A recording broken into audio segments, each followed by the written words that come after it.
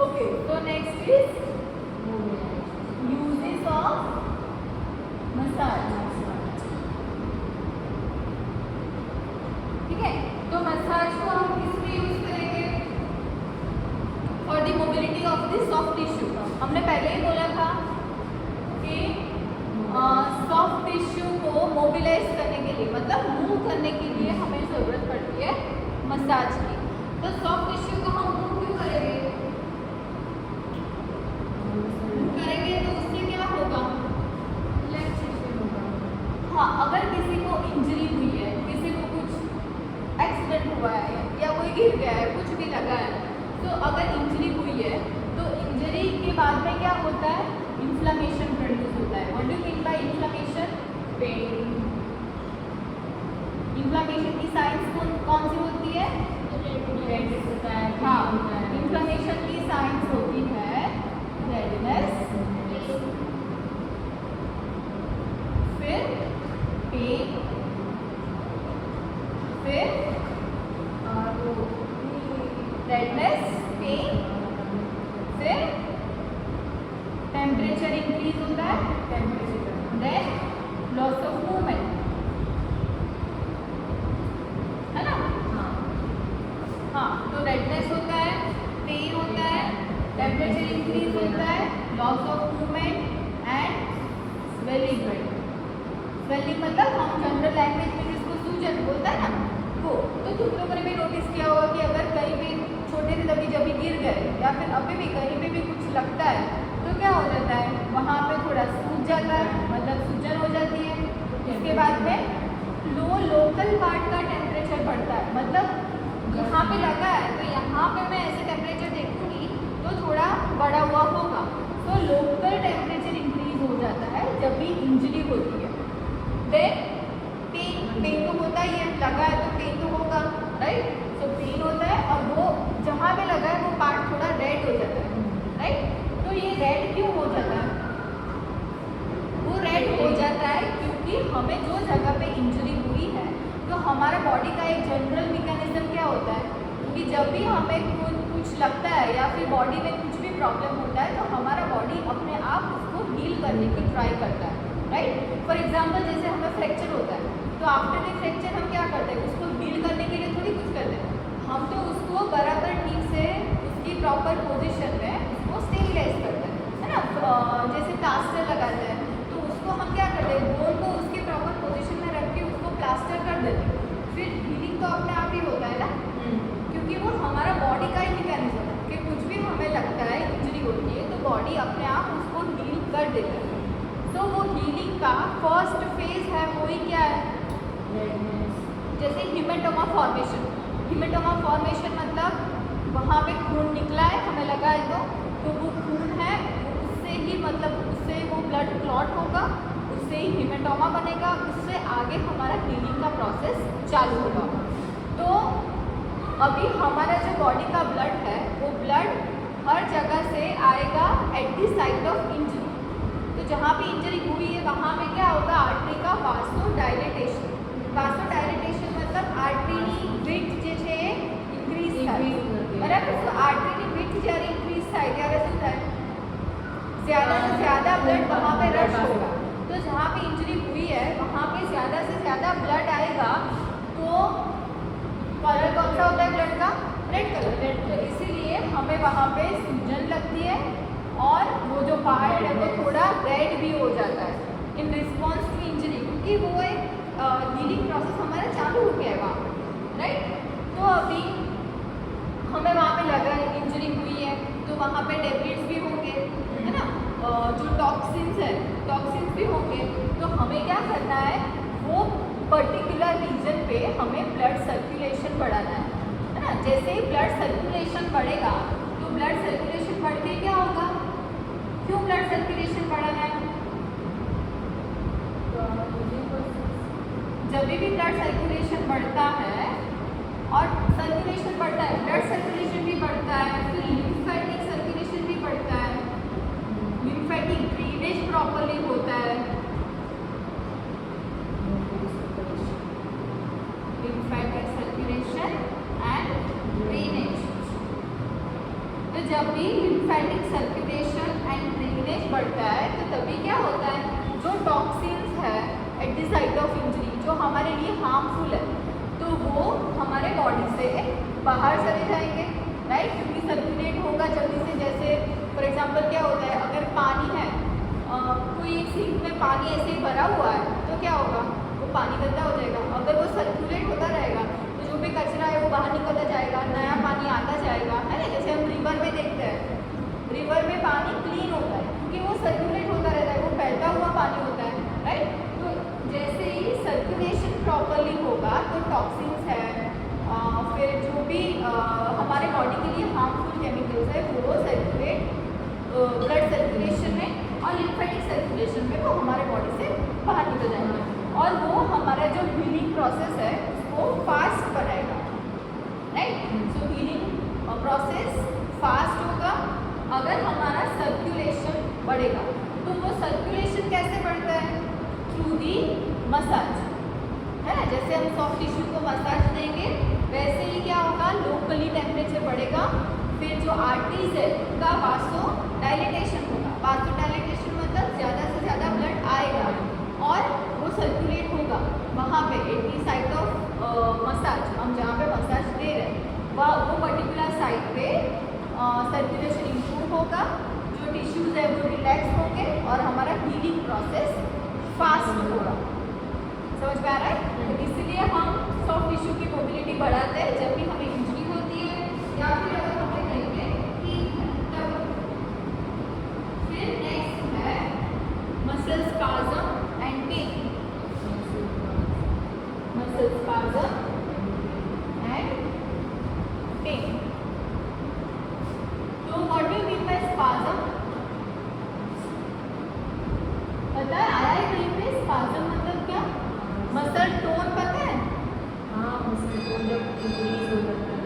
हाँ, तो muscle tone जब इंक्रीज हो जाता है तो उसे हम स्पाज़म बोलते हैं। तो स्पाज़म कब होता है? स्पाज़म मतलब हाइपरटोनिया, ठीक है। तो जब भी हमारा मसल का टोन इंक्रीज हो जाता है तो उसको हम बोलते हैं मसल स्पाज़म। टाइटनेस भी हो सकते हैं, मतलब उसकी भी अलग अलग से टाइप्स हैं, हाइपरटोनिया की भी अलग अलग टाइप है, और उसमें से एक है मसल स्पाज़म, है ना। तो स्पाज़म कभी कभी हमें ओवर यूज से भी होता है। अगर हम कोई मसल को ज़्यादा यूज़ कर लेंगे या तो फिर ऐसा होगा कि कोई एक मसल में हमें पेन हो रहा है, इसकी वजह से हम दूसरा मसल ज़्यादा यूज़ करेंगे। कभी ऐसा होता है ना कि अगर हमें शोल्डर में पेन है तो मैं ऐसे हाथ को ऊपर उठाने के बदले मैं ऐसे उठाऊंगी, है ना। या तो फिर मुझे पूरा दिन अगर कंप्यूटर में देखना है या फिर हम पूरा दिन जैसे मोबाइल चलाते रहते हैं, है ना। तो मोबाइल चलाते रहेंगे तो ये जो मसल है ट्रेपेजियस मसल ओवर यूज होगा। ओवर यूज मसल की वजह से वो ओवर यूज क्यों होगा? Due to position of our neck and shoulder, है ना। ये नेक एंड शोल्डर की जो प्रॉपर पोजिशन है वो मेंटेन नहीं रहती। तो अगर वो मेंटेन नहीं रह रही है तो उसकी वजह से क्या होता है, जिसमें दूसरे मसल यूज होने चाहिए उसमें कुछ और ही मसल यूज हो रहे हैं क्योंकि हमने हमारा प्रॉपर पोस्चर मेंटेन नहीं रखा है ना। तो गलत पोस्चर की वजह से भी हमें मसल स्पाज़म हो सकता है। समझ में आ रहा है? हाँ, तो अगर हमारा पोस्चर प्रॉपरली नहीं होगा या तो फिर हम कोई एक मसल को बहुत ज़्यादा यूज़ कर रहे हैं तो भी ओवर यूज से भी मसल स्पाज़म हो सकता है। सो स्पाज़म मतलब हाइपरटोनिया, टोन का मसल का जो टोन है वो इंक्रीज हो जाता है ना। तो वो इंक्रीज हो जाएगा तो क्या होगा, हमें पेन होगा। जब भी हमारा मसल स्पाज़म होगा, मसल का टोन इंक्रीज हो जाएगा तब भी it will lead to pain, क्योंकि ये मसल थोड़ा टाइट हो रहा है और वो टाइट हो रहा है फिर भी हम उसका यूज़ कर रहे हैं तो क्या होगा, उसमें पेन प्रोड्यूस करेगा। तो अभी वो मसल टाइट हो रहा है क्योंकि उसको हमने बहुत ज़्यादा यूज़ कर लिया। अगर तुम लोग को बहुत सारा काम नहीं दो, मतलब ऐसा उसकी फिजियोलॉजी का सब पूरा सारे चैप्टर्स का टेस्ट है कल, तो क्या करोगे? याद करेंगे। हाँ, याद करेंगे, मतलब बहुत ज़्यादा काम हो गया ना, ओवर बर्डन हो गया, तो उसके बाद में क्या होगा तुम लोग? यहाँ पे ओके, ओके, तो ओवर यूज हो गया तो उसकी वजह से यहाँ पे स्पाज्म हो रहा है, पेन हो रहा है। तो आप लोग जब भी अगर ओवर बर्डन हो गए तो क्या होगा, तुम लोग या तो फिर वो काम नहीं करोगे या तो फिर करोगे तो बहुत ज़्यादा थक जाओगे, है ना, थक जाओगे, मेंटली थक जाओगे, बैठे बैठे पढ़ रहे हो तो वैसे ही थक जाओगे, बैठे बैठे थक जाओगे। तो मतलब फटीग होगा, पेन होगा, आँखें दुखने लगेगी, वो भी पेन होगा।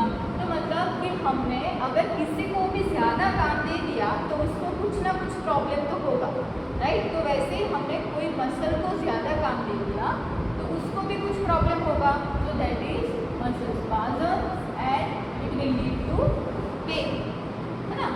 तो अभी हमें क्या करना है, ये मसल का जो टोन है उसको हमें कम करना है। तो कम कैसे होगा, रिलैक्सेशन से। तुम लोग भी बहुत ज़्यादा पढ़ के थक गए, तो अगर तुम्हारी थकान कम करनी है तो क्या करना पड़ेगा, काम थोड़ा कम करना पड़ेगा, है ना। एक दिन बहुत ज़्यादा पढ़ने को दे दिया तो दूसरे दिन कुछ रिलैक्सेशन भी होना चाहिए। जैसे एग्जाम के बाद में तुम लोग ऐसे ही टीवी देखते हो, मोबाइल देखते हो, है ना, तो वो क्या है, रिलैक्सेशन।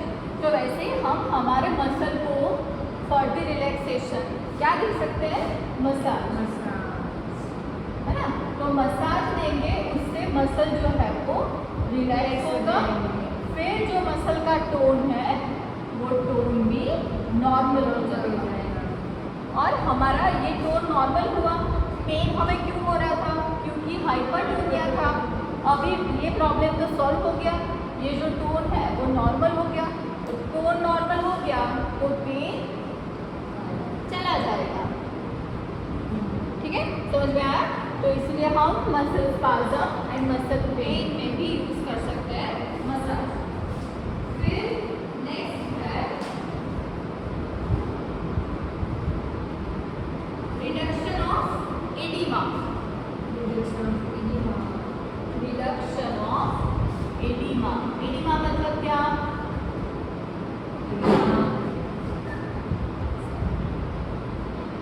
एडिमा मतलब क्या,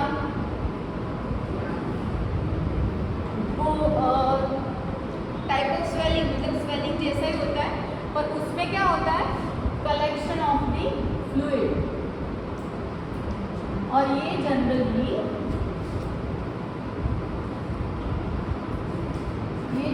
होता है into the gravity dependent position. Gravity dependent position में जो भी हमारा बॉडी पार्ट होता है उसमें हो सकता है, मतलब एंकल में, फीट में ज़्यादा हो सकता है, क्योंकि कलेक्शन ऑफ फ्लूइड, मतलब अगर हमारे बॉडी में फ्लूइड कलेक्शन, फ्लूइड लेवल बढ़ गया। फ्लूइड लेवल मतलब क्या, सर्कुलेशन प्रॉपरली नहीं हो रहा है ना। सर्कुलेशन प्रॉपरली अगर नहीं होगा तो लिम्फेटिक ड्रेनेज प्रॉपरली नहीं हो रहा है। फॉर एग्जाम्पल अगर किसी को ये क्या बोलते हैं, ब्रेस्ट कैंसर हुआ है, ठीक है, तो ब्रेस्ट कैंसर की सर्जरी में क्या करते हैं, जो लिम्फ नोड्स है उसको रिमूव कर देते हैं, क्योंकि लिम्फ नोड्स है वो कैंसर को स्प्रेड, वहाँ से कैंसर स्प्रेड हो सकता है, क्योंकि लिम्फेटिक ड्रेन होता है जहाँ पे लिम्फेटिक, तो वहाँ से वो स्प्रेड हो सकता है कैंसर। तो इसीलिए ब्रेस्ट कैंसर में लिम्फ नोड्स को रिमूव करता है। तो जब भी ये ब्रेस्ट कैंसर में लिम्फ नोड्स को रिमूव कर देते हैं, लिम्फ नोड्स क्या है, it is a kind of drainage system. जैसे हमारे घर में ड्रेनेज सिस्टम होता है, वहाँ से पूरा पानी ड्रेन होता है। फॉर एग्जाम्पल सिंक है किचन में, तो किचन की सिंक से सारा पानी गटर में जाता है, राइट। जो भी वेस्ट है वो वेस्ट हमारे घर से बाहर निकल जाता है, राइट। तो वैसे ही हमारे बॉडी के अंदर लिम्फ नोड्स है। लिम्फ नोड में क्या होता है, जो भी लिम्फेटिक ड्रेनेज होता है उसमें जो टॉक्सिन्स होते हैं, जो मटेरियल होता है जो हमारे लिए यूजफुल नहीं है या फिर हार्मफुल है, तो वो सारा लिम्फ जो है वो लिम्फ नोड में जाके हमारे बॉडी से बाहर निकल जाता है in the form of sweat. तो अभी वो लिम्फ नोड से वो बाहर निकलता है, जो भी टॉक्सिन्स है वो। तो ऐसे हमारा बॉडी का जो सर्कुलेशन है वो मेंटेन रहता है। पर हमें अगर वो पेशेंट को जिसको ब्रेस्ट कैंसर है उसको एक्सिलरी लिम्फ नोड्स रिमूव करते हैं, है ना, एक्सिलरी लिम्फ नोड्स को रिमूव कर देते हैं। एनाटॉमी में देखा होगा एक्सिलरी लिम्फ अगर ये एक्सिलरी लिम्फ नोड को रिमूव कर दिया तो एक्सिला में से ये जो लिम्फेटिक फ्लूइड है वो बाहर नहीं जा पाएगा, है ना। वो बाहर नहीं जा पाएगा तो कहाँ रहेगा, हमारे बॉडी के अंदर ही रहेगा। तो जैसे हमारे किचन की सिंक में अगर कचरा जम गया है, वहाँ से पानी बाहर नहीं जा पा रहा है, तो क्या होगा, वो सिंक में बढ़ता जाएगा ज़्यादा बढ़ता जाएगा ऐसे। तो सेम वे हमारे अगर एक्सिलरी लिम्फ नोड्स निकाल दिए तो हमारे अपर लिम्फ में ये फ्लूइड लेवल बढ़ता जाएगा। उसको हम क्या बोलते हैं, एडिमा, मतलब उसको हम पर्टिकुलर वर्ड में बोलते हैं लिम्फेडिमा, है ना। उसको हम बोलते हैं लिम्फेडिमा, क्योंकि वो हुआ है बिकॉज ऑफ द इम्प्रॉपर और एब्सेंस ऑफ लिम्फ नोड्स। तो अभी यहाँ से ड्रेन नहीं हो पा रहा है एक्सिलरी लिम्फ नोड में से, तो वो यहाँ पे जमा होता जाएगा। तो पेशेंट को क्या सिम्टम्स हो गए, स्वेलिंग। पेशेंट को ऐसा नहीं पता ये लिम्फेडिमा है क्या है, पेशेंट ऐसा बोलेगा कि सूजन हो रही है, उसको एक हाथ में सूजन होगी और वो धीरे धीरे बढ़ती ही जाएगी। उसको हम मसाज देके ड्रेन करेंगे to the other lymph nodes, है ना। तो अगर एक्सिलरी लिम्फ नोड्स काम नहीं कर रहे हैं तो हम उसको मसाज देके डिस्टल पार्ट में ड्रेन करेंगे। तो उसको हम से रिडक्शन ऑफ एडिमा, जैसे वहाँ पे उसको स्वेलिंग है तो हम उसको मसाज देंगे। मसाज देंगे मतलब क्या, फॉर एग्जांपल यहाँ पे पानी है तो उसको हम, जैसे वो वाइपर होता है, पता है वाइपर होता है ना, उसको हम कैसे से खींच के पानी को ऐसे लेके जाते हैं, राइट। तो वैसे ही अगर यहाँ पे स्वेलिंग है तो हम उसको ऐसे खींच के दूसरी जगह पे लेके जाएंगे और एडिमा को कम करेंगे। तो लिम्फ एडिमा में भी यूज होता है, और अदर एडिमा मतलब कभी कभी ना पैरों में सूजन हो जाती है ना। एल्डरली पॉपुलेशन में भी होता है, जिन लोगों को सर्कुलेटरी इश्यू होता है इनको हो सकता है। फिर अगर किसी को अगर किडनी प्रॉब्लम है, उन लोगों को भी एडिमा हो सकता है आफ्टर सर्जरी, आफ्टर इंजरी। तो इसमें हमें क्या करना है, अगर पैरों में सूजन है तो हम उसको ड्रेन करेंगे ऊपर लेके। तो हम उसको जैसे सेम वाइपर का ही एग्जांपल याद रखना है, हम वाइपर से क्या करते हैं, ड्रेन जहाँ पे है वहाँ पे पानी को लेके चलते हैं, फिर पानी वहाँ से चला जाता है, राइट। तो ऐसे ही अगर हमें पैरों में सूजन हो गई है तो हम उसको डायरेक्ट करेंगे टूवर्ड्स दी पॉप्लिटियल फोसा, क्योंकि पॉप्लिटियल फोसा में भी लिम्फ नोड्स है। तो वो उसको हम ऐसे ऊपर डायरेक्ट करते जाएंगे और पॉप्लिटियल फोसा में उसको ड्रेन करेंगे, तो पेशेंट का एडिमा कम हो जाएगा। समझ में आया। तो रिडक्शन ऑफ एडिमा के लिए भी यूज होता है मसाज। फिर दूसरा है एनहेंसमेंट ऑफ सर्कुलेशन। ये भी तो हमने देखा कि अब तक जो भी बोला मैंने उसमें ये पॉइंट समझ में आ ही गया होगा, है ना।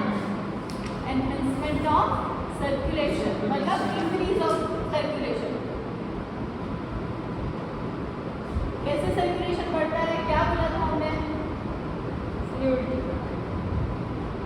जैसे हम मसाज देते हैं तो लोकल टेम्परेचर इंक्रीज होता है, आर्टरीज में वासोडाइलेटेशन होता है। वासोडाइलेटेशन होने से मतलब आर्टरी की जो विड्थ है वो बढ़ गई, तो अभी ज़्यादा ब्लड जाएगा, तो ज़्यादा सर्कुलेट होगा। तो इस तरह से सर्कुलेशन बढ़ता है। फिर नेक्स्ट है secretion in the lungs, mobilize the secretion in the lungs. To mobilize secretions in the lungs। अभी lungs में कहाँ से secretion आया, lungs में कैसे secretion आ जाते हैं। तो कभी कभी किसी को अगर सर्जरी हुई है अभी रिसेंटली, तो एनेस्थेसिया की वजह से भी secretion lungs में बढ़ सकते हैं। फिर अगर किसी को कोई कार्डियो रेस्पिरेटरी कोई प्रॉब्लम है तो उसकी वजह से भी सेक्रेशन लंग में बढ़ सकते हैं। फिर अगर किसी को बहुत ज़्यादा क्या बोलते हैं कोल्ड, कफ एंड कोल्ड हुआ है बहुत सीवियर टाइप का, तो उससे भी सेक्रेशन बढ़ सकते हैं लंग्स में।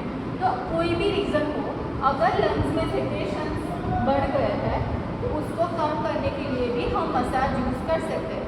उसमें टेक्निक्स अलग अलग यूज़ होती है, राइट। पर सेक्रेशन को जैसे हम डिस्टल पार्ट में सेक्रेशन को मूव करने के लिए जैसे मसाज यूज़ करते थे, तो सेम वे यहाँ पे भी लंग्स में से भी सेक्रेशन को मूव करने के लिए और ड्रेन करने के लिए हम यूज़ करते हैं मोबिलाइजेशन मसाज। तो इसको सेक्रेशन को मूव करके हम उसको बॉडी से बाहर निकाल सकते हैं। तो ऐसे सेक्रेशन कहाँ भी हो, कहाँ पे भी सर्कुलेटरी इश्यू हो, उसमें हम मसाज यूज कर सकते हैं। समझ में आ रहा है? कुछ डाउट है? कुछ डाउट है ना? फिर नेक्स्ट है for the relaxation, for general and local relaxation. General and local मतलब क्या? रिलैक्सेशन तो रिलैक्सेशन होता है ना, उसमें अलग अलग क्या है? लोकल एक जगह पे। हाँ, मतलब अगर मुझे सिर्फ हैंड पेन है, सिर्फ हाथ के अंदर मुझे पेन हो रहा है, यहाँ पे पेन हो रहा है और यहाँ पे मुझे रिलैक्सेशन चाहिए, तो उसको हम क्या बोलेंगे? Local relaxation. अगर किसी को सिर्फ शोल्डर पेन है, सिर्फ यहाँ पे रिलैक्सेशन के लिए अगर हमें मसाज देना है, तो उसको क्या बोल सकते हैं? Local relaxation. And general relaxation मतलब पूरे बॉडी का रिलैक्सेशन। जैसे छोटे बच्चे को जब न्यूबॉर्न बेबी होता है उसको नहीं रोज मसाज करते हैं, है ना? तो रोज मसाज क्यों करते हैं? क्योंकि उससे उसकी बोन हेल्थ अच्छी होगी, फिर रिलैक्सेशन होगा। इसलिए बोलते हैं कि अगर छोटे बच्चे को मसाज किया तो बाद में सो जाते हैं, है ना? बहुत ज़्यादा सोते हैं। क्यों वो सोते हैं? क्योंकि उन लोगों को रिलैक्सेशन मिलता है ना। जैसे किसी को भी अगर हम मसाज कर देंगे तो रिलैक्स तो हो जाएगा ना, तो उसको बोलते हैं जनरल रिलैक्सेशन। मतलब पूरे बॉडी का रिलैक्सेशन भी होता है मसाज से। एंड लोकल एरिया पे अगर हमने मसाज किया तो लोकली भी रिलैक्सेशन मिलेगा। ठीक है? समझ में आ रहा है? यस। कोई डाउट दिखते में? नो।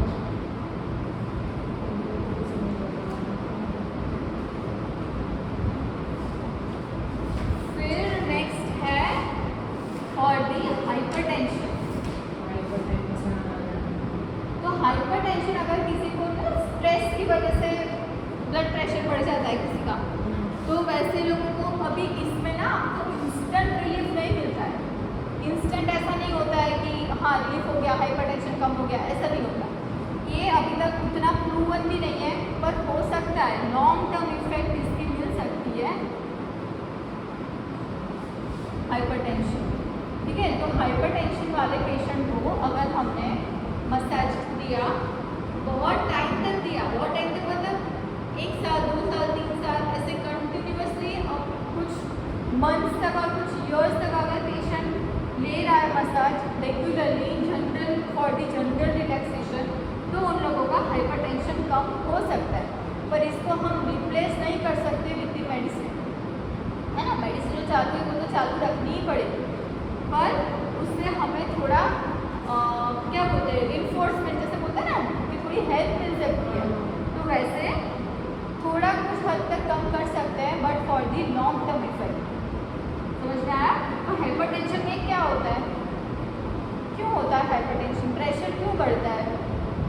कि जो आर्टरी है, आर्टरी की थिकनेस कम हो रही है और वहाँ से ब्लड तो उतना ही जा रहा है। जैसे हमारे पास एक पाइप है, एक इतनी पतली पाइप है और एक इतनी ज़्यादा विड्थ वाली एक पाइप है, तो इसमें से पानी सेम फोर्स से जा रहा है। जैसे हमारे नल में पानी आ रहा है, वहाँ पे ही हम इस पाइप को लगा रहे हैं, तो कौन सी वाली पाइप में से ज़्यादा प्रेशर से पानी आएगा?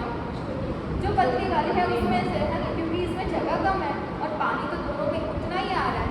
तो इसमें भी हाइपरटेंशन में ये जो विड्थ है वो धीरे धीरे कम होती जाती है ना? उसके बहुत सारे रीज़न होते हैं, वो डिटेल में नहीं देखना है हमें इसमें, पर उतना याद रखो कि उसकी जो विड्थ कम हो जाती है तो उन लोगों को प्रेशर बढ़ता है। तो मसाज देने से हमने पहले देखा कि क्या होता है आर्टरीज का वासो डायलेटेशन। तो अगर आर्टरीज थोड़ी डायलेट होगी तो क्या होगा? ऑटोमेटिकली प्रेशर कम हो जाएगा, राइट? क्योंकि ब्लड तो जितना जा रहा है उतना ही जा रहा है, हम लोग ब्लड की क्वांटिटी तो बढ़ा नहीं रहे, राइट? तो ये मैकेनिज्म की वजह से उन लोगों का हाइपरटेंशन कम हो सकता है, और अब इसको लॉन्ग टर्म लेना चाहिए। बहुत सारे मंथ्स तक एंड ईयर्स तक लेंगे तभी शायद उसका रिजल्ट मिले। ठीक है? समझ में आया? कोई डाउट? ये क्या था? क्या था ये? क्या पढ़ा अभी? यूजेस ऑफ मसाज और थेराप्यूटिक यूजेस ऑफ मसाज।